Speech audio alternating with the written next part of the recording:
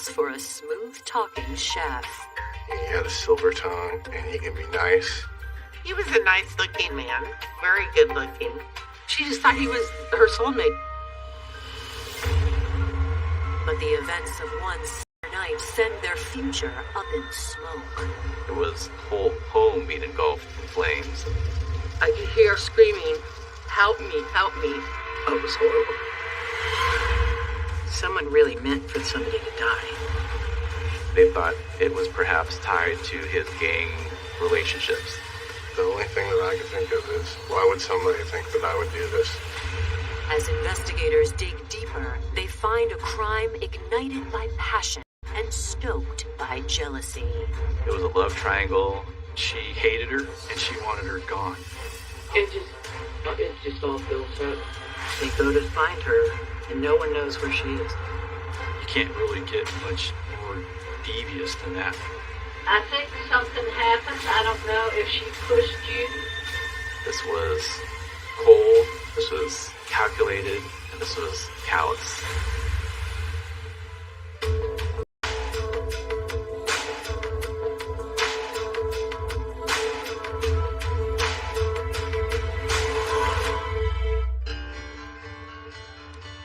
Tucked far from the lights and sounds of the Golden State's biggest cities is the quiet town of Turlock, California. Turlock is a medium-sized city in the Central Valley of California, which is the agricultural heartbeat of the state. It's a rural community. People know each other. You have farmers that live out in the outskirts of town, and they still make deals just on a handshake. It's pretty safe. But on June 18th, 2004, while most Turlock residents are sound asleep, Gracie Olson gets a call just before 4 a.m. I was sleeping on my couch, and my phone rang, and it was my brother. And he says, "Open your door and look out your front porch. Your friend's house is on fire." I was just like, oh my God. It was just unbelievable. These bright orange and yellow flames. The residence is home to Gracie's friend, 43-year-old Christina Solt, and her family. I hollered. I just left the phone. When I came around the corner, I could hear her screaming, "Help me, help me." And it was horrible. And it just got worse. It was the most awful scream. When firefighters arrive at the scene, a young man rushes to them. Joey, the young man in the street, tells firefighters that his mother is inside and she's trapped by the fire. Joey believes his mother, Christina, has taken refuge in a bathroom. He points firefighters to the bathroom window. The window was small. It would have been pretty hard for her to get out of that window and to climb out. She was yelling for help, that she's being burned, and for someone to save her. It was like a nightmare. You're going to wake up from it, because there was no waking up from it. It was real.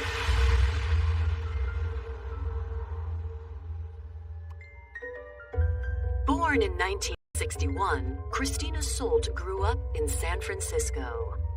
My grandparents were artists in the Bay Area. They lived a very bohemian lifestyle. They were very active in the counterculture, and my mom was part of that. She was a little bit quiet, a little bit reserved. She was good in art. She liked to do calligraphy. She was real good at it. In high school, Christina fell in love with a classmate, Kevin Vanek, and things moved fast. They were high school sweethearts. She was at the class in 1979. She was pregnant with me when she graduated, and he proposed to her. They got married when they were both 18 years old. But their young love soon burned out. They were married until I was 2 years old, and then they divorced in 1981, I believe. Shortly after, she met my stepfather, and they got married. Christina's second marriage to Vince Lopes brought her a stepson, Michael. I had to have been 11 or 12, roughly. She didn't look at me as her stepson. I was her son. There was no step about it. in her eyes. She was good at loving everybody. She always made you feel special. In 1987, Christina and Vince welcomed a son, Joey. She was a devoted mom. I got older and I wasn't around as much. Her time was devoted to my two younger brothers. She made sure that they were taken care of as best as she could do. We didn't have a lot of fancy amenities, but we spent our Sundays listening to records, and she taught me a lot. Found success in motherhood, Christina's marriage was a different story. It was wrong, roughly 1992-ish. She wanted to try and make things work, but there was no working with him. She loved my stepdad, but eventually they just grew to where they couldn't be around each other, and they got divorced. It hurt her, but she was a strong woman and she was able to say, I can do this on my own. I don't need you. There was times I was closer with her after the divorce than I was with my own dad. After her second divorce, Christina looked forward to a fresh start for her and her boys. We moved to Turlock, California. My mom worked in downtown Turlock. She was a waitress. She was beloved by her clientele. She worked, seemed like every day, to make sure that we were taken care of, and she absolutely loved us. Soon after moving to Turlock, Christina met a smooth-talking, good-looking cook named Fortino Godoy. My mom started dating Fortino about the time I was a senior in high school. He was a cook at IHOP in Turlock and other restaurants. He was a nice-looking man. He was very good-looking. He was from Mexico. He had a silver tongue, and he was very convincing when he wanted to be. After 2 failed marriages, Christina wasn't eager to rush into a third. However, she did believe that Fortino was the one. She just thought he was her soulmate, and she was madly in love with the guy. But after over a decade together, Christina began to wonder if Fortino felt the same way. They had been together for a long time, but I think maybe at the beginning he did love her, but then he was just using her. It was just, a place to have a roof over his head. She'd do his laundry, she'd do anything for him. She was trying to keep him at the home and be her steady boyfriend. And he was more of a kind of come and get what he wants kind of guy. She started realizing that, maybe this wasn't the right guy. Fortino had been living with Christina and then simply said, I'm going to the store to get a pack of cigarettes. And never came back. She was really upset at that point. With her love life up in the air, Christina channeled her energy into babysitting her only grandchild. She was a very avid grandmother. She had my son whenever she could. She would take him around town, do activities, go to the grocery store, go to the park. Though Christina loved her to make a move. She was making plans to move to Las Vegas, where her brother lived, to become a waitress because the job market was way better there. She was making arrangements to move out there. Tragically, in the early morning hours of June 18th, 2004, a fire at Christina's home threatens her future. Firefighters struggle to reach Christina as her home goes up in flames around her. She was screaming inside the bathroom, get me out of here, help me, help me. There was just no way for them to get to her with the smoke pouring out of the window. It was a whole home being engulfed in flames, and it was such high, intense heat that they couldn't do anything. She's screaming, and then she goes quiet. Minutes later, firefighters tame the blaze enough to enter the bathroom, where they locate Christina, deceased. She was laying in a fetal position and with her back to the door and had a towel over her face. It was really heartbreaking. She gave so much. She was a giver. She didn't deserve it. It made me sad for Chris that she died in such a violent death. Coming up, fire investigators find disturbing evidence at the scene. There was no way out. Someone really meant for somebody to die in this fire. And a Pandora's box of leads bursts open. It could have been a retaliation type thing. Maybe they came back to get revenge. It was a little unusual to have this many suspects.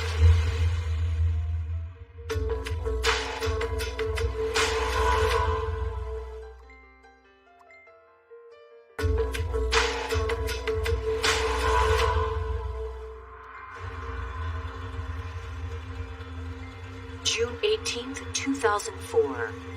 Firefighters in Turlock, California have just recovered the body of 43-year-old Christina Solt in what remains of her fire-ravaged home. You could see where the smoke had gone out from the windows because there's the darkening of the window sills on the top portions of it as the smoke was billowing out. For investigators on the scene, the first order of business is determining the cause of the fire. It can be anything. It can be electrical problems inside the house that had been smoldering for a while, and then all of a sudden... Quickly spot clues on the back porch that indicate the fire was no accident. The back door was a fairly newer door. It was metal. That outside metal was completely burnt and warped, and the paint was completely burnt on it, just ash.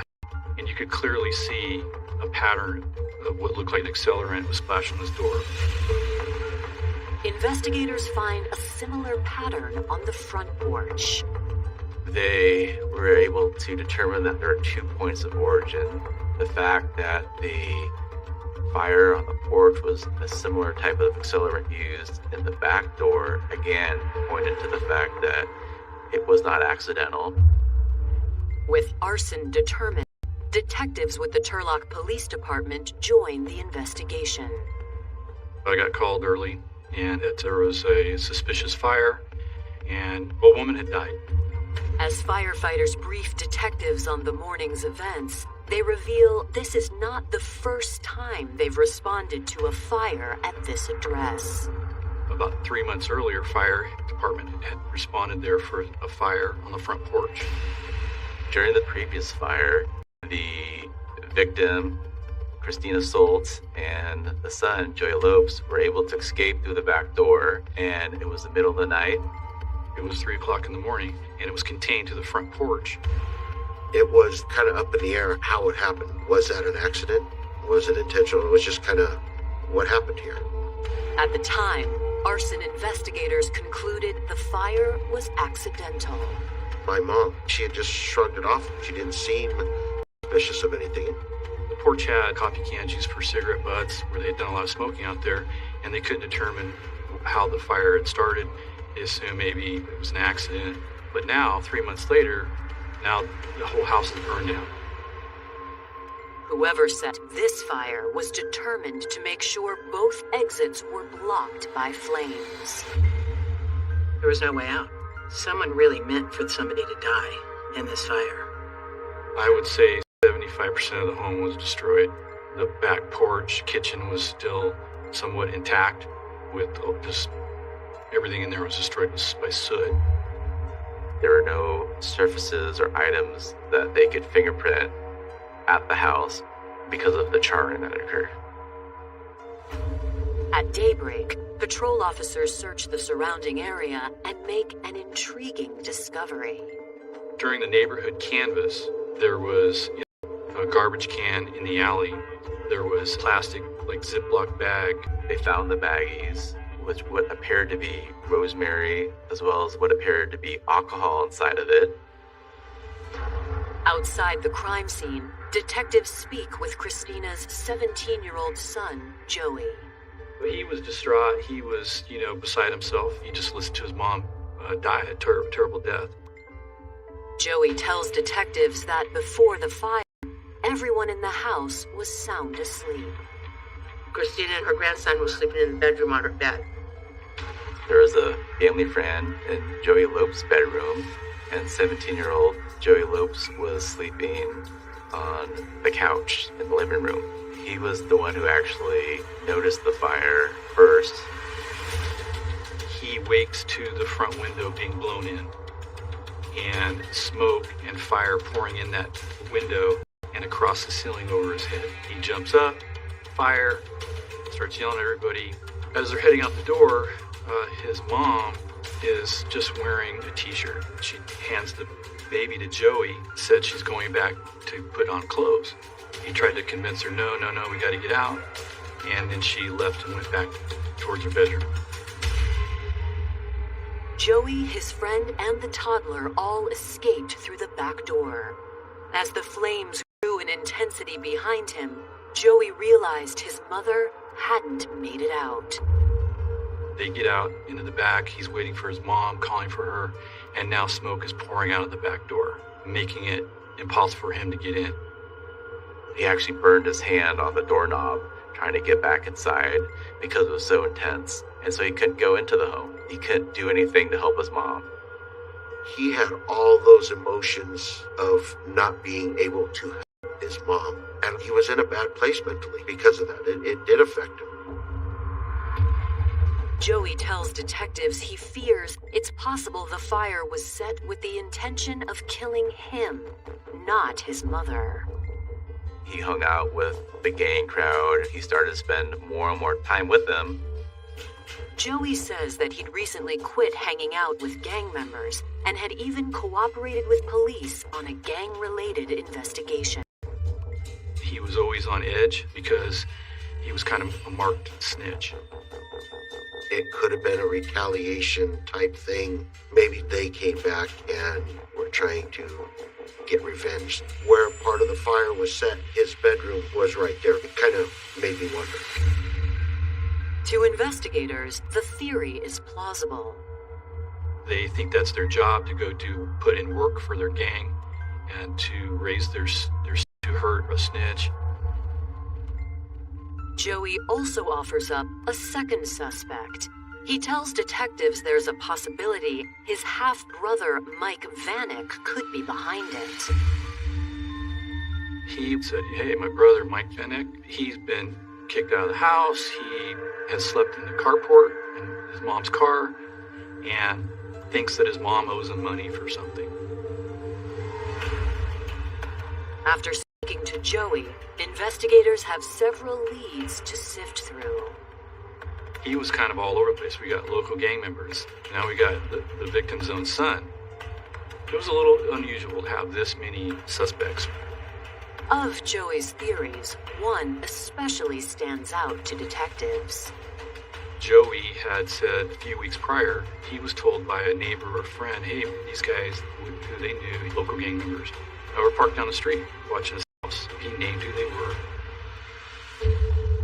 During their initial conversation, Joey provided detectives with the name of one particular gang member. Investigators have no trouble locating the man. He's already behind bars. He was in custody. He ended up getting picked up for something else. Went and spoke to him at the county jail and went over why he would be at odds with the victim's son. And, he doesn't know anything about the fire. And said he didn't know anything about it. Was innocent, and I think he even said he didn't have any reason to be at odds with Joey, and we weren't able to connect him at all or his cohorts. With the gang theory ruled out, detectives turn to their next suspect, Christina's son and Joey's half-brother, Mike Vanek. I was called to the Turlock police station, and they sat me down in a room. I told them everything I knew. Coming up, detectives make some troubling discoveries. They each knew that he was dating both of them. She starts asking questions like about how to make a Molotov cocktail and how to make a pipe bomb. And a search warrant yields an interesting find. There was rosemary bushes there.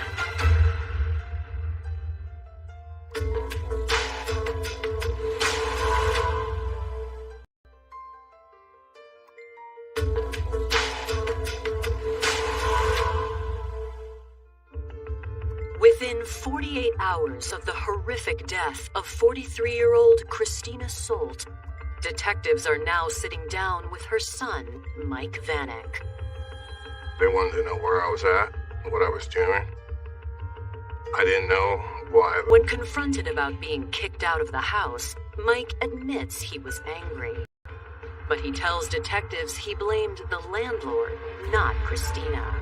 The landlord told her that I couldn't live in her house. I didn't have any place to go, so she had a car parked in her carport behind the house, and she said, if you need a place to sleep, you can sleep in that car.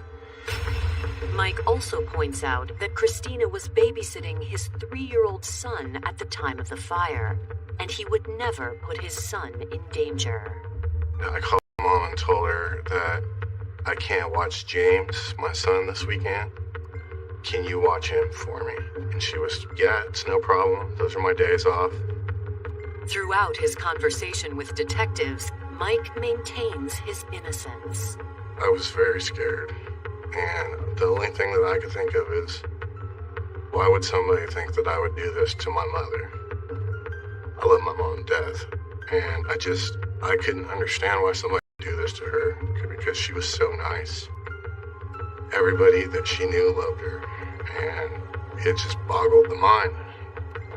I had no idea. Detectives end the interview with few reservations over Mike's sincerity. He was very cooperative, and I believe he had an alibi. Having cleared Mike, detectives have gone from 2 leads to none. The day after the fatal fire, they get a mysterious phone call. The caller is anonymous. It's a male saying, I work next to Suze Adams at AJ's Cafe, and she bragged about setting the fire. Born in Kansas City in 1959, Suze Adams was raised by struggling parents. Susie described them. They were kind and generous, but they had financial troubles. They were fairly poor. She got picked on a little bit for that. I think she had kind of a rough life and internalized these things her whole life. Expecting she would have to fend for herself, Susie dropped out of high school and began working in a restaurant. She was a good cook. That's how we met. We were working in Kansas City at a really, probably the best restaurant in Kansas City. She just wanted to be happy, kind of live life, and she was kind of a mix between a 60s hippie chick and a 70s punk rocker. In the mid-90s, Susie made the most of her unencumbered existence and left Missouri on a whim. She had just left her life in Kansas City behind and gone off with 2 friends to kind of live as gypsies on the road. By 2000, Susie planted AJ's Cafe. It's at AJ's in June 2004, where detectives are eager to question Susie about her relationship to Christina Solt. We went to AJ's Cafe. The owner's there, and we talked to him and asked about Susie. She worked for him. Yes, he said, yes, she does. Though Susie is off that day, detectives quickly discover that Susie and Christina knew each other, and their relationship was tense. It was a love triangle, and Christina and Susie were dating the same guy. Susie's co-workers name a local cook, Fortino Godoy, as the 3rd member of the love triangle. Fortino had been dating Christina for about 16 years, and Susie had been dating Fortino for about 4 to 6 years. Fortino would pretty much ping pong back and forth. They each knew that he was dating both of them. About a year earlier, the tension between the 2 women intensified when Susie became pregnant with Fortino's baby. Fortino went and lived with her, got her pregnant, and then once she was pregnant, he went back with Christina, the victim. Susie just had the child and immediately gave it up for adoption. Susie didn't want to be a mom. She's not fond of babies. I know that. And I think that's what started the feud between Suze Adams and Chris. But instead of getting angry with Fortino, the 2 women focused their fury on each other.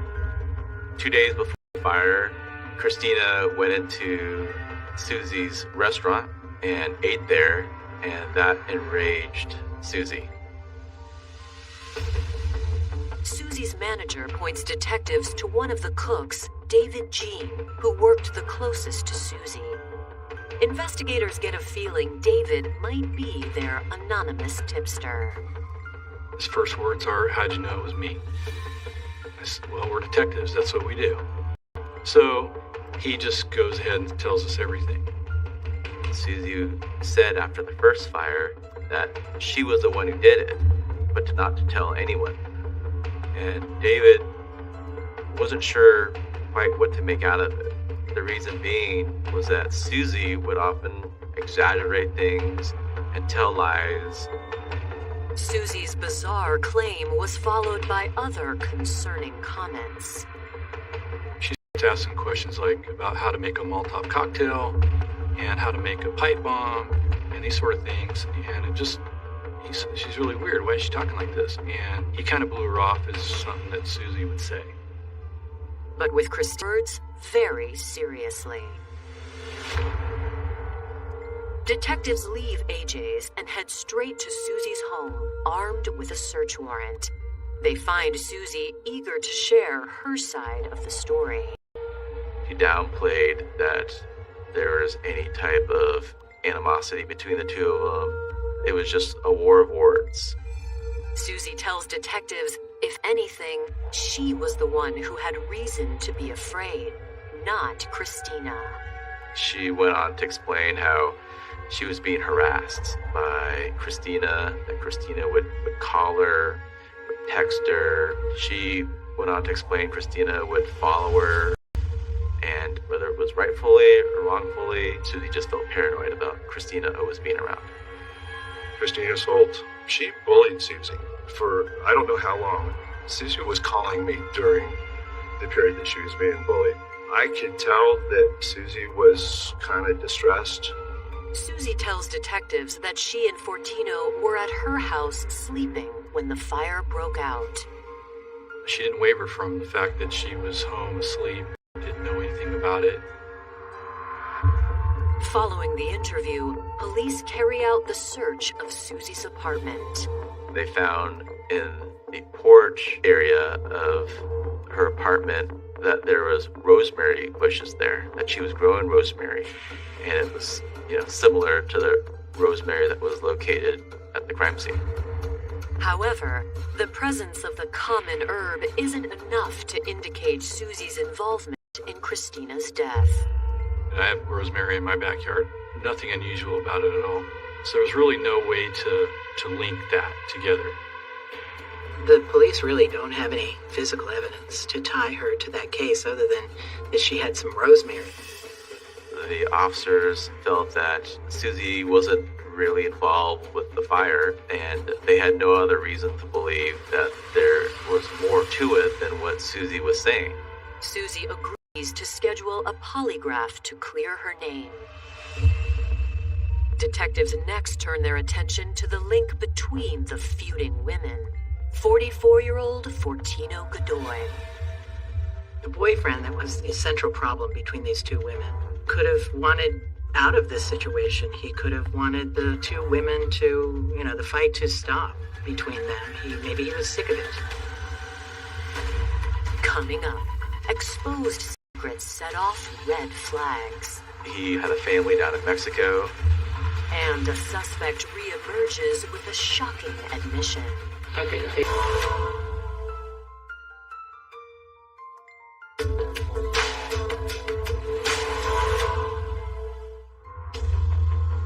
An investigation into Christina Solt's death has revealed that Christina's boyfriend, Fortino Godoy, was also seeing Susie Adams. The two ladies are fighting over the same guy. With Susie claiming innocence, detectives track Fortino down for an interview. He did know about the fire. So he learned about the fire, and he drove by the house and saw the house was burned, and he was very sad and teared up about that she was gone. Fortino claims he spent the night in Susie's bed. He's dated both women, and he was currently with Susie. He gave the alibi that Susie was sleeping with him all night and at her apartment.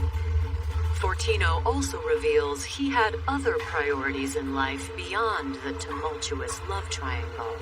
Fortina had a family down in Mexico. He was sending a paycheck to his wife down in Mexico and his family. The interview with Fortino leaves detectives with more questions than answers. They decide to head back to AJ's to speak to Suze. The investigators, wanted to question her more. They go to find her. She picked up her check on Friday. She didn't show up for her next shift, and no one knows where she is. It started to paint a picture that perhaps Suze was more involved than she was letting on. Susie's behavior has landed her at the top of the suspect list. When search efforts fail, police fear she may be gone for good. I was able to get the case to a certain point, the investigation to a certain point where the work wasn't done, but we didn't know where she was at, but she was our main suspect. About a week later, on July 2nd, Suze unexpectedly shows up at the Turlock Police Department. I get a call from one of my partners saying, "Hey, Susie's here." He informs me she's cut her hair and she's blonde, and she's telling us that she just got back from Mexico. Suze tells the police that she hadn't been on a vacation in quite a long time and thought it was time to go then. Though the trip seemed sudden, the fact that Suze is sitting in the police station is a positive. Detectives schedule her polygraph exam for August 4th, 2004. When the day of the polygraph arrives, Suze sticks to the story she initially told police. Fortino picked me up, and I made potatoes and tortillas. I made something to eat, I know that. Yeah. And then when we went to watch the movie, we both fell asleep. And the polygrapher gets her complete statement, basically the same thing I got out of Suze when I interviewed her, and then proceeds to ask these very pointed questions. You plan or conspire with anyone to set that fire at Christina's house on June 18th? No. Were you personally present at Christina's house on June 18th when that fire started? No. Do you know for sure what was used to set that fire? No. The skilled polygraph examiner calls Susie's bluff. Now, what's that say right there? The assumption is indicated. Probability of deception is greater than 0.99. That's the highest score. At that point, that's when Suze Adams' demeanor changed. I think something happened. I don't know if she pushed you to the point that you couldn't take it anymore and you acted out and you did something. I don't think you meant for this to happen, for her to die. Did you? That's when she started going more extensively into the harassing behavior. And that's also when Suze Adams said Christina went to her place of employment 2 days prior to the fatal fire and sat in her restaurant and ordered food almost to antagonize and poke at her. And that inflamed Suze Adams. Kept calling me ugly bitch and stuff like that. Just everything. You just couldn't take it anymore.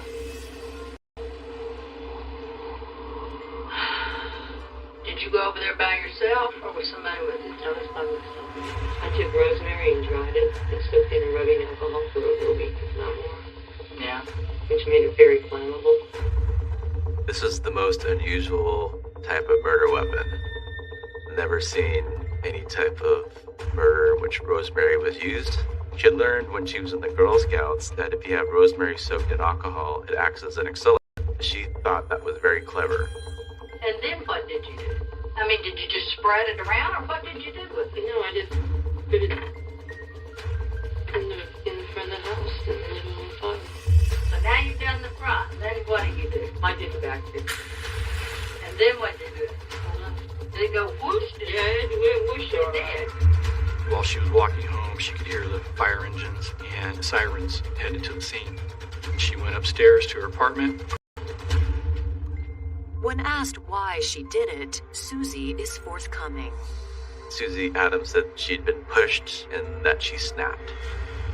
It just all built up. I couldn't take it anymore.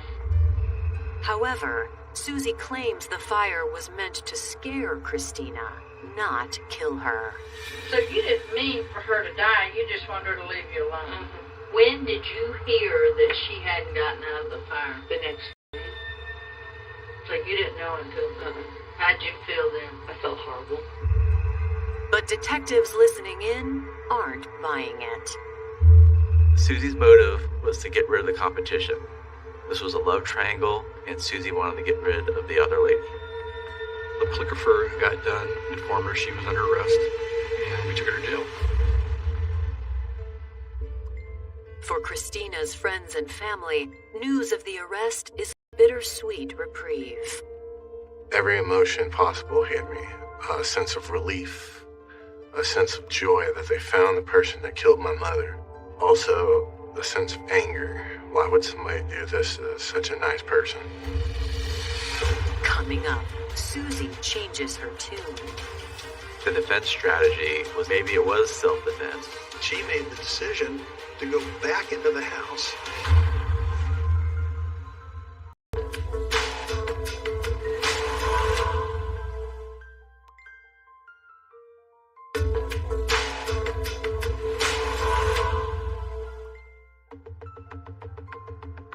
By May 2007, prosecutors are prepared to hold 48-year-old Suze Adams accountable for the 2004 murder of her romantic rival, Christina Soult. The trial started May 16, 2007, and Suze Adams was facing one count of first-degree murder, special circumstance of murder by arson. She was facing 2 counts of arson, and she was facing 3 counts of attempted murder. Despite her full confession during her polygraph, Suze pleads not guilty. When she takes the stand, Suze claims she was a victim as well. She described, I'd be walking to work, and here comes Christina driving up, following me, yelling out, Susie Q, I'm going to get you, Susie Q, that kind of stuff. So she said she was afraid of her. The threats from Christina were coming on almost a daily basis. Then they started increasing in severity. Phone records were looked into, and it was confirmed that there was a long period of just harassment, and that's hard to live with. Threats and fear over a long period of time really do affect a person. Suze testifies that on the night of the fire, Christina bombarded her with death threats just before midnight. Christina was calling Suze and threatening her, and that when she was done with Suze and Fortino, that either one of them would be able to walk. 4 phone calls, one after the other. They were really just a few minutes apart. It bothered her so much that she got up and grabbed some of her rosemary and walked over, and she did these fires as a warning. Suze said it was self-defense. She didn't have the specific intent to kill, but just to scare Christina. Suze's attorney also argues that Christina played a part in her own death when she turned back to retrieve her clothing. She was able to very easily get out of the house, very easily survive all of this, but she made the decision to go back into the house. The defense was saying how Christina, that her priority should have been to just run out of the house. I asked for a lesser of attempted voluntary manslaughter. I wasn't going in and saying she's not guilty. I'm saying she did some things, but let's convict her of what she's guilty of. But prosecutors argue that Suze had many other options to stop the harassment than setting a potentially deadly fire. She had the opportunity to call 911 if she felt that she was being threatened at the moment or that there was going to be harm to her at the moment, but she didn't. She just decided to take matters into her own hands. Prosecutors argue that Suze planned and executed a cold-hearted murder. She had soaked that rosemary for 1 week prior to going over to the house to light it on fire. It shows the premeditation. Suze Adams had to walk 1.5 miles from her home to the victim's home during this 1.5 mile walk, and she had time to reflect about whether she should do it. She not only set the front porch on fire, she set the back porch on fire as well and tried to eliminate any escape, which was diabolical. I mean, you can't really get much more devious than that. This was cold, this was calculated, this was pure evil. On May 29th, And they came back guilty on all counts. When the verdicts were read, she was calm and showed no emotion. When they said they found her guilty of all charges, we all screamed and cried, and we thanked them.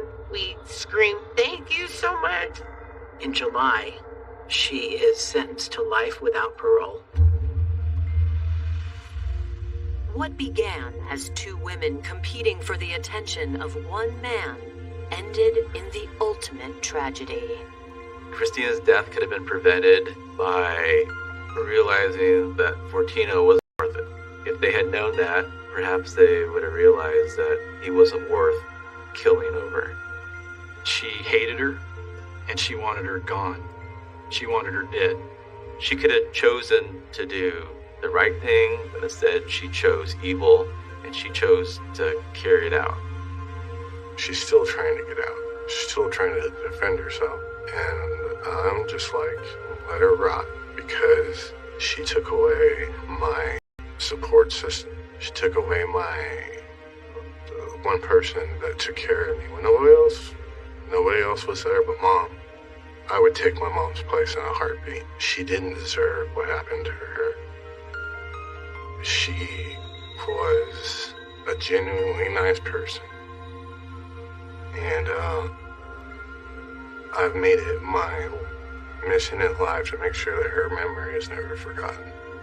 I don't know that you ever get over a death, whether it's from natural causes or like this.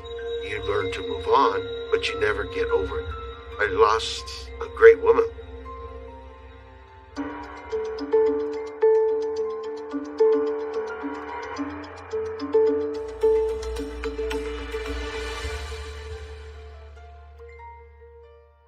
For more information on Snapped, go to oxygen.com.